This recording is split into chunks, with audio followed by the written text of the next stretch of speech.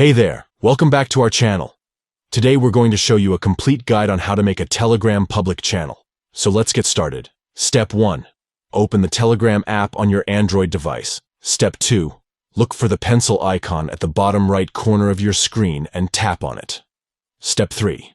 A menu will appear, and from there, select New Channel. Step 4. Now, it's time to give your channel a name.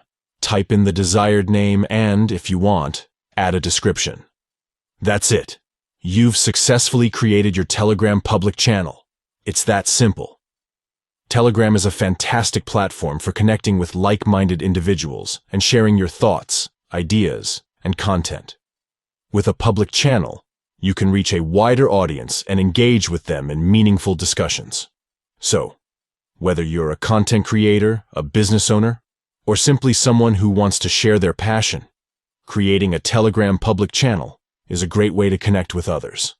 If you found this guide helpful, don't forget to give this video a thumbs up and subscribe to our channel for more useful tutorials. Thanks for watching, and we'll see you in the next video.